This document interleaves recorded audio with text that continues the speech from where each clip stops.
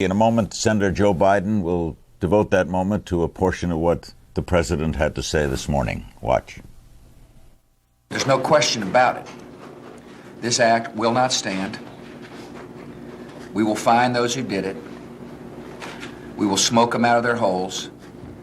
We will get them running, and we'll bring them to justice. We will not only deal with those who dare attack America. We will deal with those who harbor them and feed them and house them. Make no mistake about it. Underneath our tears is the strong determination of America to win this war. And we will win it. By the way, I should have mentioned at the beginning, we will be taking phone calls throughout the program tonight if you'd like to call in. We now welcome from Wilmington, Delaware, his home, Senator Joe Biden, chairman of the Foreign Relations Committee. You heard what Senator McCain had to say. You heard what the president has had to say. What's your interpretation of us being now at war? I think we are at war, Larry, but in an unconventional sense. You asked who we're at war with and who we're going to go to war with. The difference here is that we're with war with international terrorist organizations that cross borders. But the good news is I think we're going to go to war with a hell of a lot of people on our side, including our NATO allies, including possibly Russia and Pakistan and a number of other countries. And Larry, I see this as a phenomenal opportunity for the first time to do with international terrorism what President Bush, the first President Bush, did in rallying the world to deal with Saddam Hussein's invasion of Kuwait. And I don't have a single scintilla of a doubt about the will of the American people. None. Zero. None. I am absolutely, positively certain they will rise to this, and they will have the patience, they'll have the courage, and they'll have the stick-to-itiveness. And last point, Larry, you know, when Japan was bombed, when Japan bombed Pearl Harbor, General Yamamoto said something that was very prophetic. He said, "We've awakened a sleeping giant, and we've sown the seeds for our own destruction, and we have created a terrible resolve in America." There is a terrible resolve created, and these guys are going to be taken care of.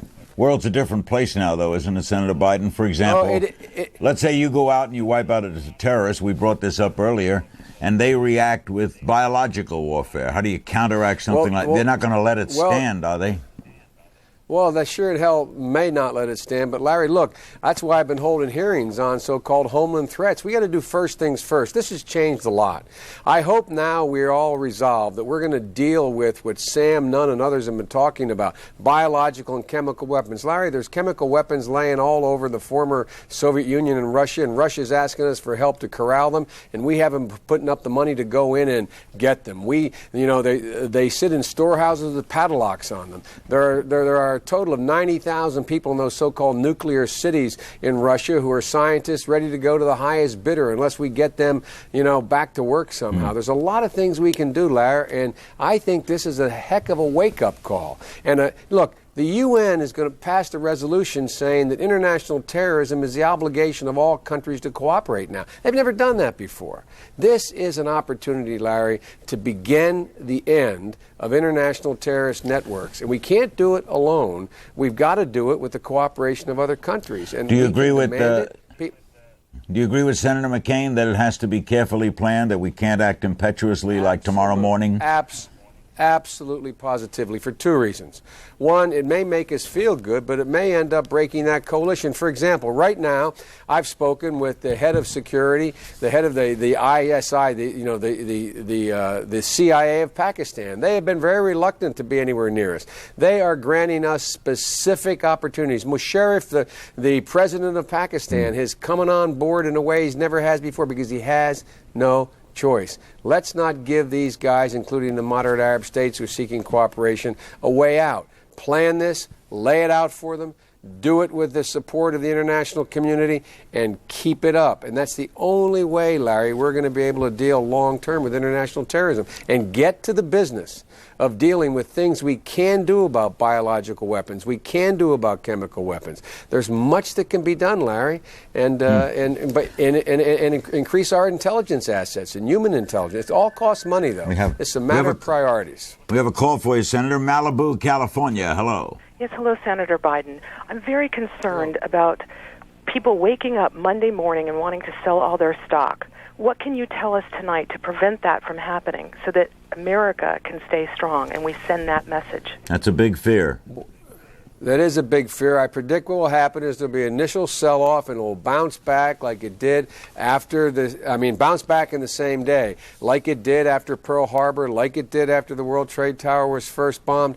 And, man, what we've got to stop doing is listen to anybody who tells us we're going to have to change our way of life. Larry, we don't have to give up a single civil liberty or single freedom.